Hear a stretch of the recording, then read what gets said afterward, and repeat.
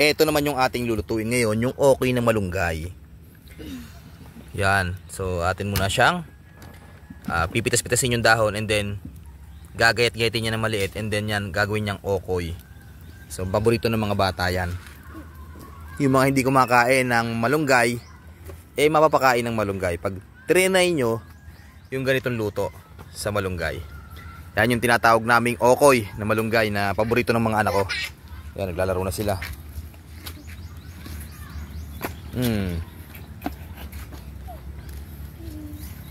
Oh anak, ano yan? Yan yung okoy na malunggay guys. Hiwag-hiwagin mo lang ang bawat ano. Kasi syempre kailangan maganda, fresh na fresh yung malunggay nyo, kagaya niya, no? Talagang bagong-bagong pitas na fresh na fresh. Psst! Wag lumayo, wag lumayo. Dahan-dahan ha. Tama pa. Kaya tapos palingasin mo na yung apoy para mayroon natin yung okoy na malunggay dito. Diyan natin yan ipiprito. Iyan mo yung panggatong. Ito dito. Iyan mo, itulak mo. Para lumingas, para matuto magpalingas ng apoy. Hindi pwede tayong hindi marunong. Ayan. Nasanay kasi guys ano eh.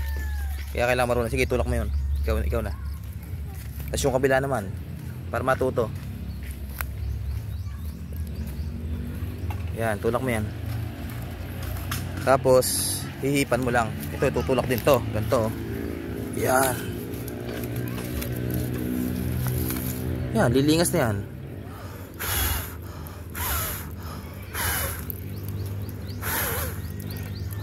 Oh, di ba napakasimple magpalingas ng apoy? Ganyan lang. So, misis ko tamang pag-aano muna ng malunggay. Yung mga dalawang anak naglalaro doon. Ito si Keros naman, tinuturuan ko magpalingas ng apoy para matuto. Hindi pwedeng paglaki hindi marunong.